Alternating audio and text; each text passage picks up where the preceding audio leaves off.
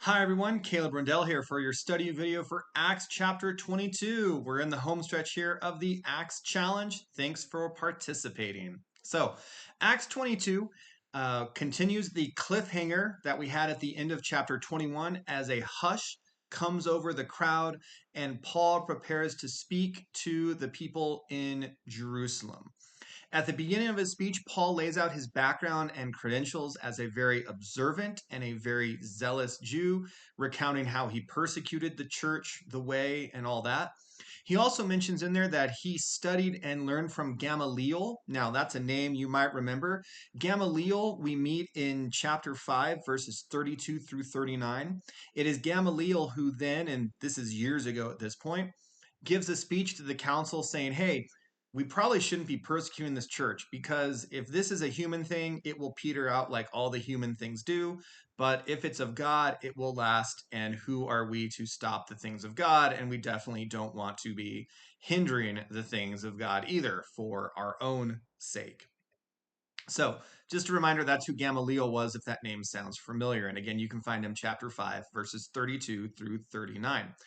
Paul then recounts his persecution of the church, and then he recounts his conversion almost verbatim as we hear it in chapter 9. So we're not going to talk too much about that.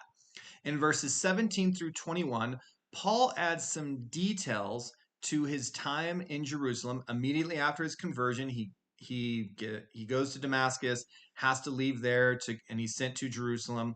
And in verse 17 through 21 of this chapter, chapter 22, Paul adds in details about this vision that he has, telling him to leave Jerusalem. Now, that is not mentioned previously in chapter 9, verses 26 through 29, which tells about Paul leaving Jerusalem and doesn't mention anything of the vision. So we get some more details here about Paul's experience immediately after his conversion, his first time in Jerusalem. In verse 22, after Paul's done talking, the crowd up to this point had been silent. Remember that they were hushed in verse 22 and then become more attentive when Paul starts speaking Hebrew.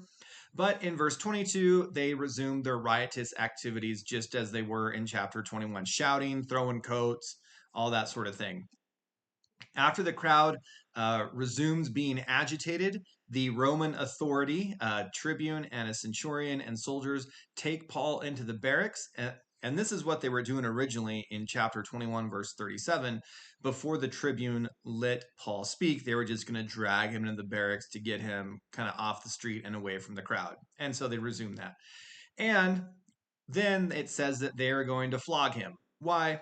Just because. Why not? He's just some rando. They don't care about him. They're Rome. They're the empire. It's what you do. Why not?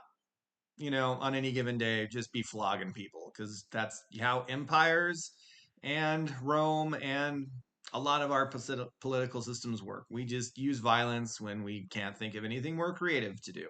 And that's obviously not the way it should be, and we see how that works. Anyway, I'm going to stop giving that sermon. All right.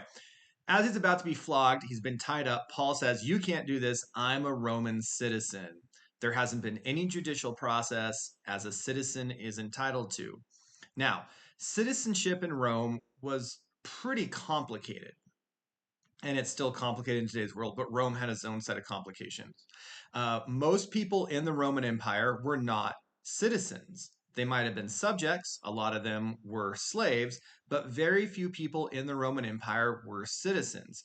In the New Testament, Paul and the Roman officials that we meet are pretty much the only citizens. Jesus, all the disciples, pretty much everyone we've met here in Acts besides Roman officials are not citizens.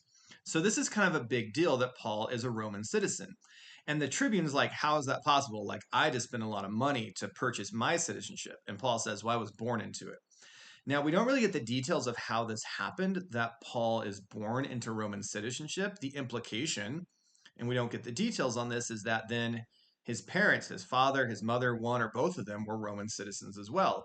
Now, we don't get the full backstory on that, but apparently it's the truth in this story because the tribune is like, oh crap, well, I guess I can't just have you flogged then. In fact, I probably shouldn't even be holding you without due process. So Paul gets set free in verse 30, and then the next day the tribune wants to hear this thing out in a more structured format, and so has Paul and the Jewish leaders come back so he can hear the case and hear what's going on in this. And with that, chapter 22 ends, kind of just like chapter 21, with a cliffhanger with Paul about to speak. All right, thanks for watching. We'll see what Paul has to say before the tribune and the council here in chapter 23 coming up next. Thanks for watching, and thanks for being a part of the Acts Challenge.